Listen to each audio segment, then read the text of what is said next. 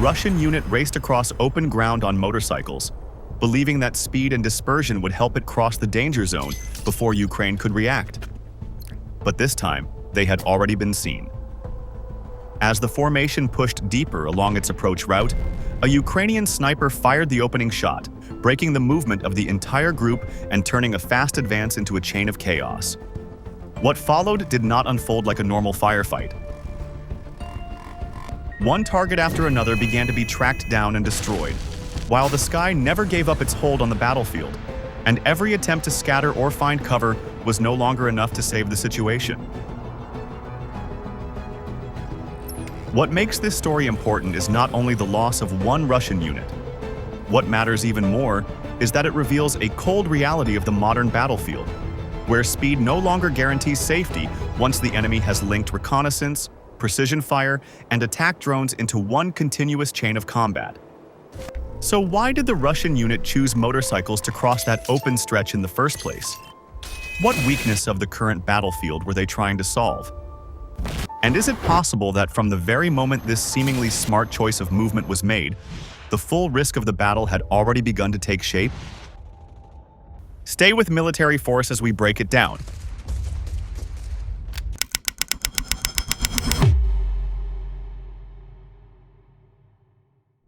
Russia's use of motorcycles near the front line shows how quickly the rules of approach warfare have changed.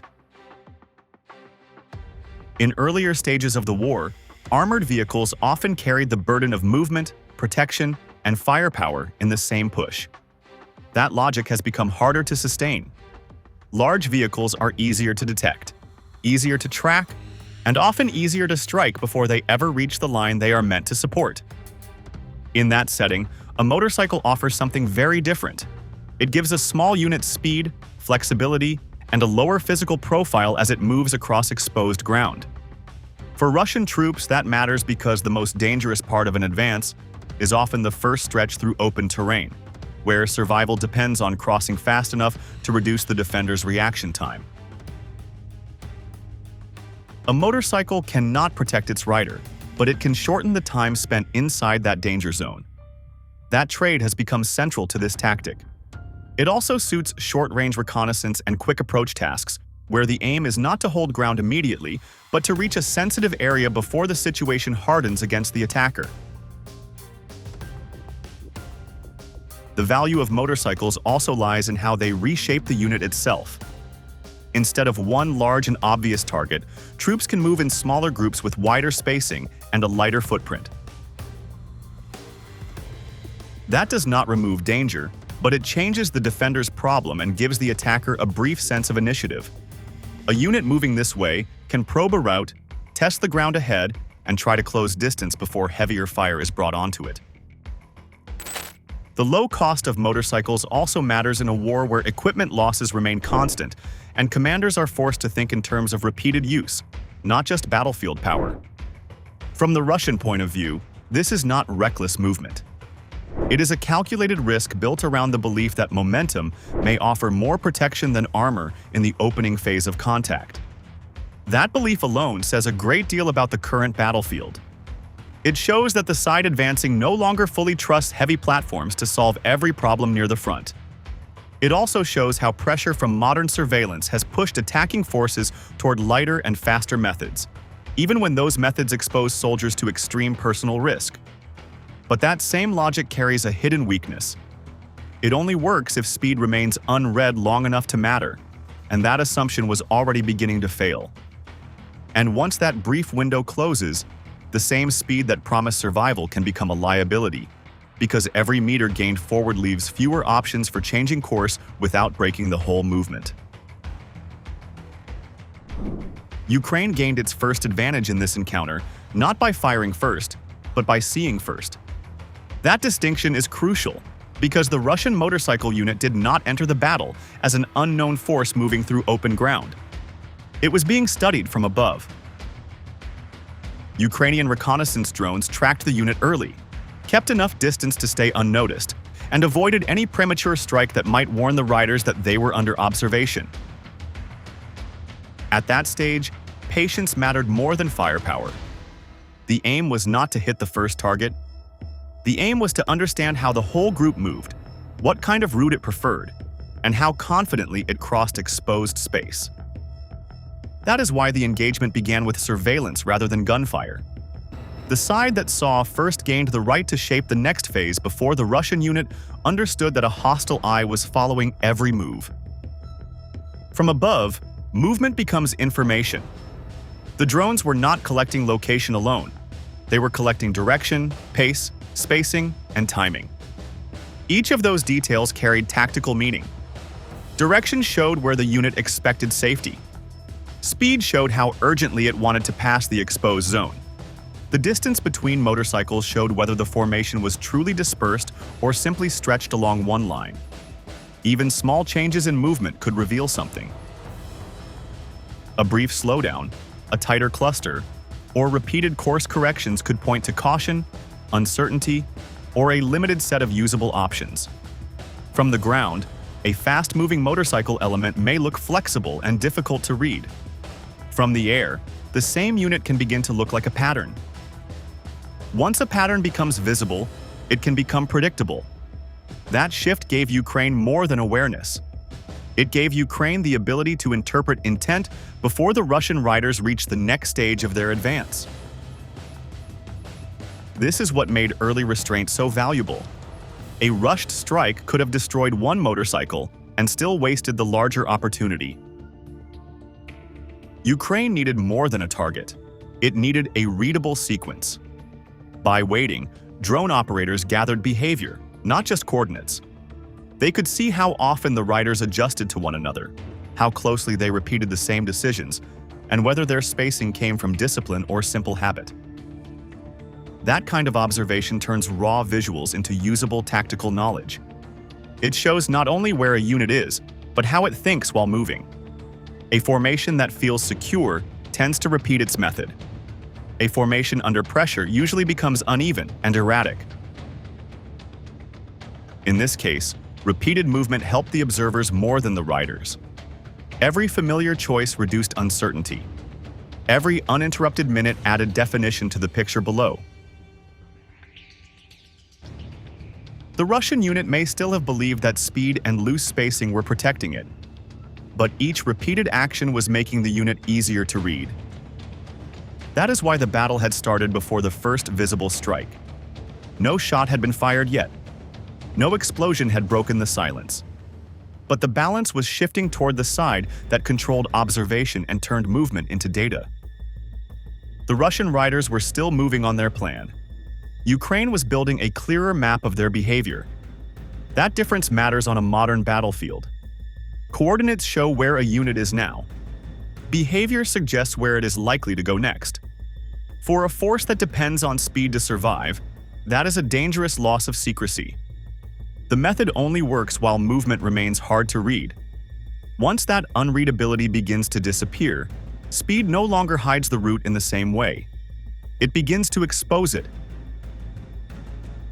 And when the logic of movement has been understood correctly, the next question is no longer where the Russian unit is going. The real question is where along that approach its freedom of movement will begin to narrow enough for prediction to become control. What looked open from the ground was far less open from the air. The Russian riders may have seen wide terrain ahead, but aerial observation reduced that space to a limited set of usable paths. Field edges, dirt tracks, shallow depressions, and traces of movement all pointed the unit toward the same practical routes. A battlefield does not need walls to restrict movement. It only needs enough pressure, uncertainty, and terrain friction to make some directions feel safer than others. Once that happens, choice begins to narrow even before the unit realizes it. For troops on motorcycles, this problem becomes even sharper. They depend on speed, but speed still needs a surface, a line, and a path that can be trusted briefly. As the Russian formation moved forward, the landscape was no longer offering freedom. It was quietly shaping the route into something more predictable. That is the point where speed began to lose part of its value. On open ground, fast movement can reduce exposure and make a small unit harder to engage in time. Inside a narrower approach corridor, the same speed can produce the opposite effect. The lead rider makes the first choice, and the riders behind often repeat it because there is less room to improvise safely at high pace. This creates a chain of repeated movement. Each motorcycle is no longer solving the terrain independently. Each one is confirming the logic of the one ahead. The faster that sequence continues, the clearer the route becomes to an observer watching from above. What looks like momentum from inside the formation can look like pattern reinforcement from outside it. Instead of preserving uncertainty, speed starts compressing the unit into a more readable flow. That is why the approach became more dangerous the deeper the formation pushed into restricted terrain. This is the tactical paradox here. The Russians chose motorcycles because motorcycles offered a way to survive the first exposed stretch through mobility, small size, and dispersed movement. But once the usable route narrowed, those same strengths began to work against them. Dispersion became harder to maintain, flexibility became harder to use, and speed became tied to repetition. A vehicle that breaks away too far risks losing balance and direction. A rider who hesitates risks disrupting everyone behind him. Under those conditions, the formation starts behaving less like a loose swarm and more like a line that has not fully admitted it is becoming one. That change is crucial because predictability is often more dangerous than visibility. A unit can still be seen and survive if it keeps freedom of movement. Once that freedom begins to shrink, every meter forward can make the next move easier to anticipate. By this stage, Ukraine no longer needed to ask where the Russian unit was. That answer had already been established. The key question was where along this route the formation would become easiest to disturb. The surveillance picture had matured from simple tracking into tactical selection. The approach lane was now identifiable. The rhythm of the riders was now readable. The formation was still moving, but its options were narrowing with every second. That is why this moment deserves attention.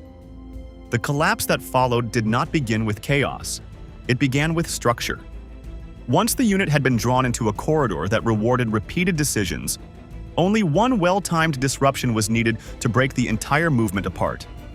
And once that kind of compression appears, a single precise action can do more than strike a target.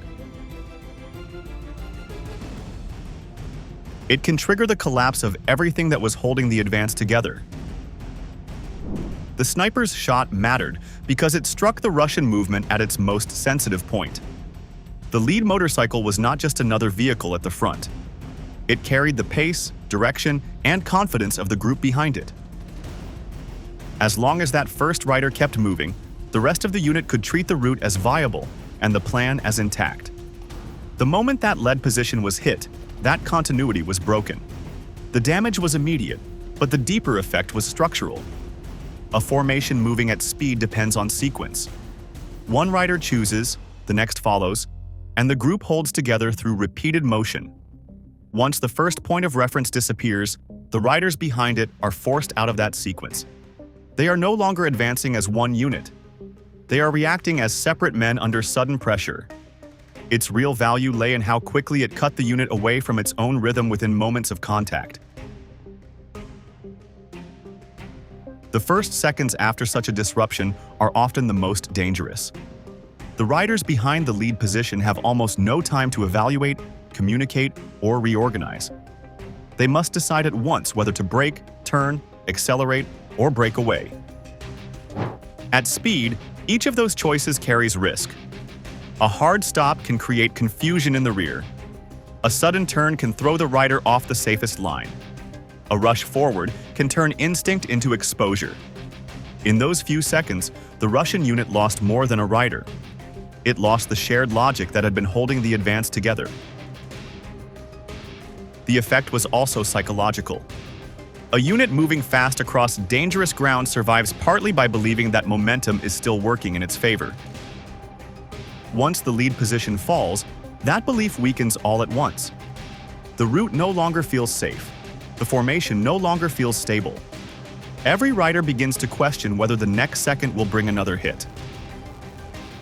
This is why the sniper should not be understood as an isolated figure acting outside the wider engagement. His shot functioned as the ground-based trigger inside a broader prepared response. Ukraine had already observed the movement, read the route, and understood where the formation was most vulnerable to disruption. The sniper's task was to convert that understanding into a decisive break in timing. And timing was the key.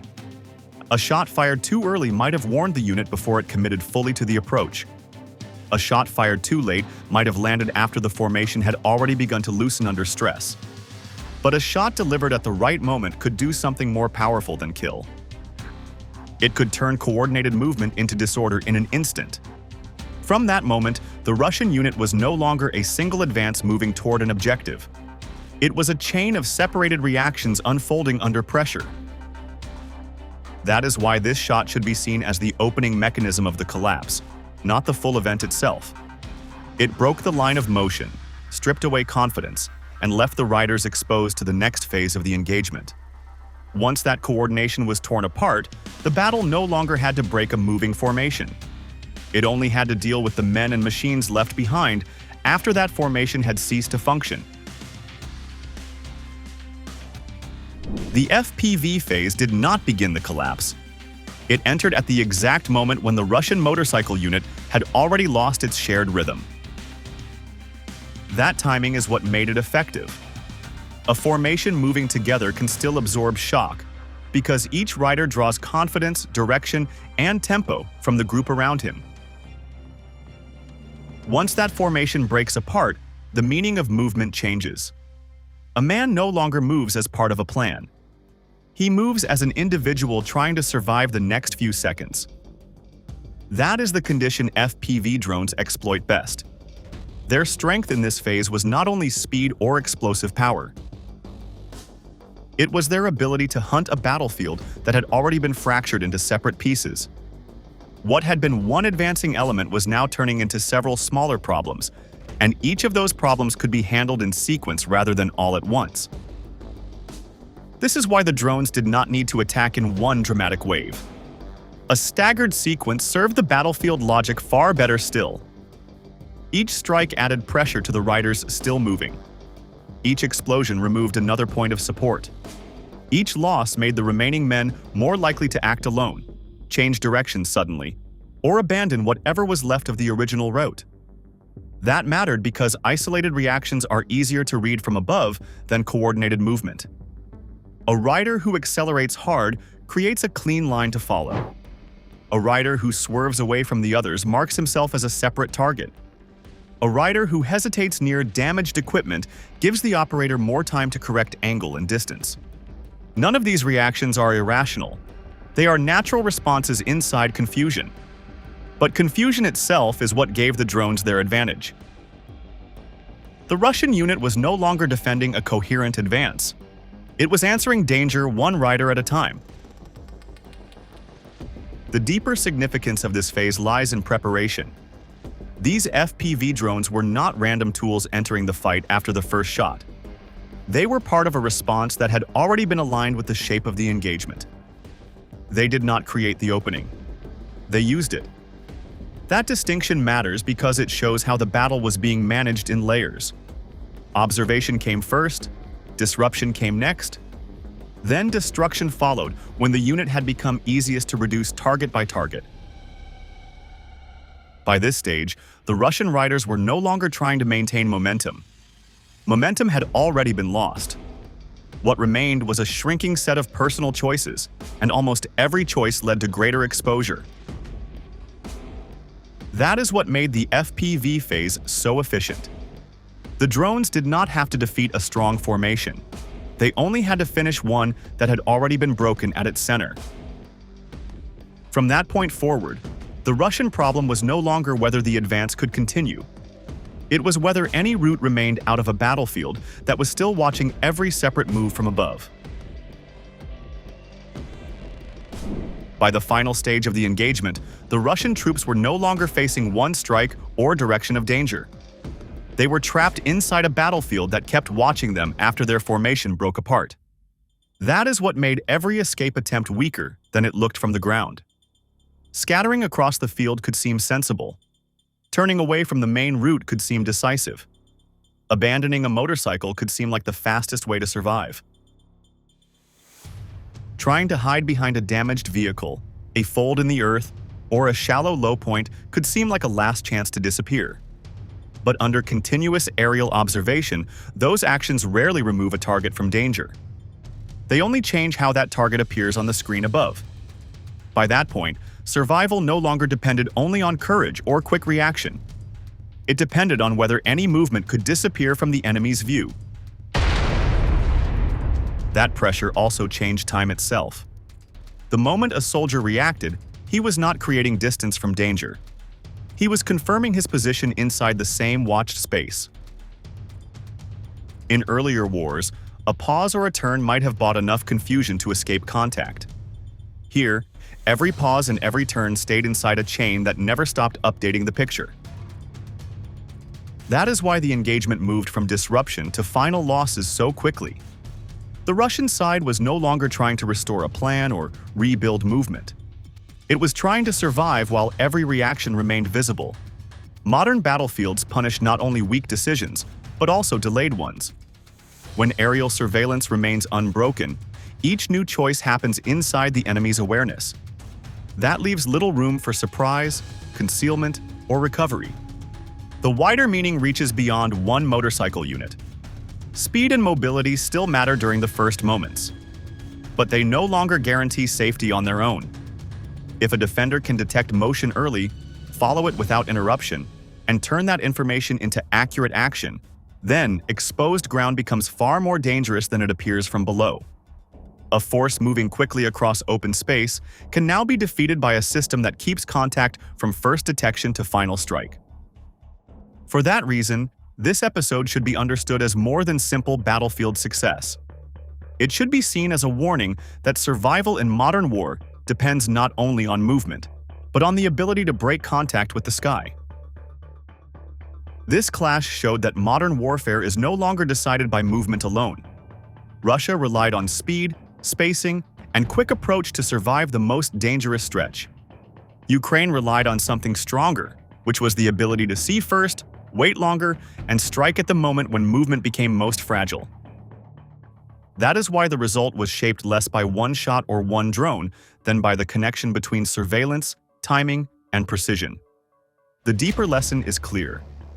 A force can still move fast and still lose control if the enemy understands its route before contact begins. In that environment, success belongs to the side that turns information into action without delay. If this pattern continues across the front, future assaults will depend less on raw momentum and more on whether units can move, hide, and adapt before the sky reads every choice they make under constant pressure there. War is not only about weapons, tactics, and destruction. It is also about the human cost of conflict, and why understanding war seriously is one step toward protecting peace. Subscribe to Military Force for clear, responsible analysis that helps viewers learn the realities of war, so the value of peace is never forgotten.